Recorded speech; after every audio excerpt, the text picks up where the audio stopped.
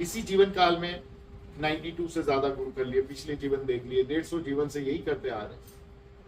जो नहीं किया ना, वो माँ के पैर पकड़ना, वो अंत में कर लिया कि माँ की शरण में आए।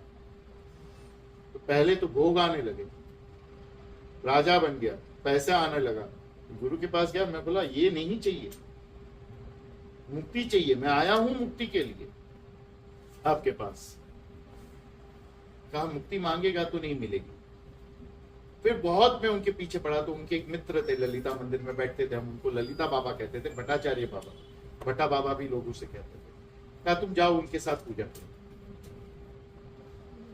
तो वो बहुत ही रूड थे और हमारे बाबा के खिलाफ बहुत बात करते थे, तो हमको नहीं पसंद था उनके पास जाना। फिर भी गुरु की आज्ञा हुई है, हमारे में तो हिम्मत नहीं थी कि गुरु ने कुछ कह दिया और हम ना करें। मैं चला गया। तो वो इतना अपमान करते थे, वो अपने कमरे में पैर रखने नहीं देते, बाहर बैठ, और बाहर बैठ के हम पूजा कर रहे, उनके हाथ में सब सामान दे रहे, और फिर वो पूजा में बैठा और वो थोड़ी मस्ती में थे। उस दिन गाली गलौज हमको नहीं की। कहा देखो ये पहाड़ है ना, तभी वो मंदिर में जाने को जंगल से जाना पड़ता था, कोई सीढ़ी वगैरह नहीं थी, तो हमारे कपड़े फट जाते थे। तो मेरे कपड़े वपड़े फटे थे, तो मुझे बता रहे थे कि ये पहाड़ी से नीचे आएगा ना, तो ये पहाड़ी से नीचे आता है ना, इसके लिए कपड़े फट रहे, वहां पे कांटे वाले झाड़ हो गए हैं, ये पहाड़ी से नीचे आएगा ना तो मुझे दिखेगा भी कि तू आ रहा है। वो कमरे के बाहर नहीं जाते थे, वही कमरे में बैठे रहते थे 24 घंटे, तो सिर्फ पाखाना करने को बाहर निकलते थे, बाकी खाना पीना रहना सब वहीं पे। एक लकड़ी रखी थी, उससे बटन चालू, ये खींचते थे, वो खींचते थे, वही एक लकड़ी से सब, कुंडी वाली लकड़ी थी, उससे सब करते थे। तो मुझे दिखेगा भी और मुझे गुस्सा नहीं आएगा कि तू बिना बताए आ गया, और इधर से तेरे कपड़े भी नहीं फटेंगे। बोला किसी को भी मेरा काम हो ना तो यहीं से बात करते हैं।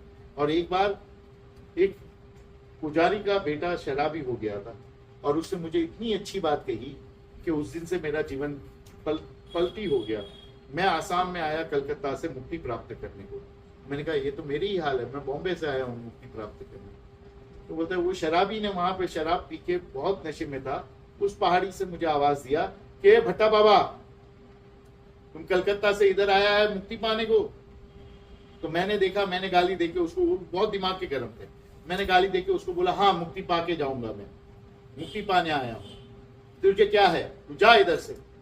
तो बोलता है मुक्ति पाओगे तो फिर माँ की सेवा कौन करेगा, फिर तो जन्म नहीं लोगे, तो माँ की सेवा कौन करेगा, तुम्हारा बाप।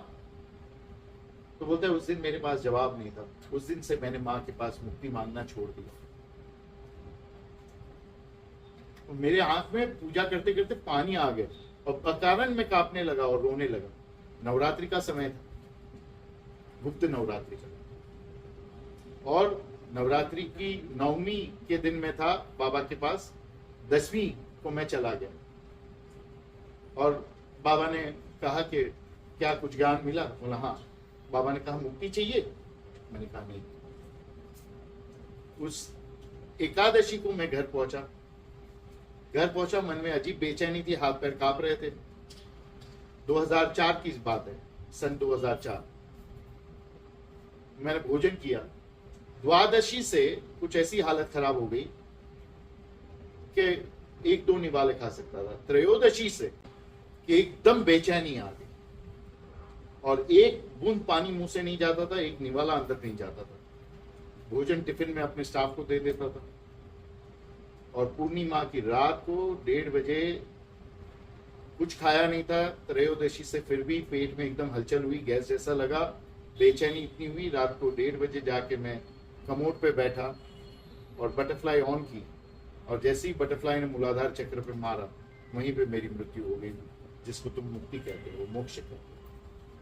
कहते हैं बिना गुरु की हाजिरी के मुक्ति, एनलाइटनमेंट हो ही नहीं सकती। उस वक्त माँ ने मुक्ति कर दी।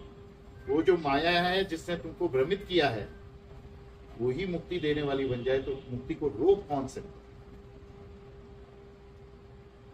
कोई नहीं। वैसे मुक्ति, पर जब मुक्ति हुई तब बाकी लोग जो घर संसार छोड़ के जाते हैं, दिगंबर बन जाते हैं, नागा साधु बन जाते हैं, उपवास करते हैं, ब्रह्मचर्य करते हैं, ये कोई चीज करने की जरूरत नहीं पड़ी, क्योंकि मेरी माँ भोग और मोक्ष दोनों साथ में प्रदान करने वाली। तो उसी को लेकर मैं आया हूं आप लोगों के पास।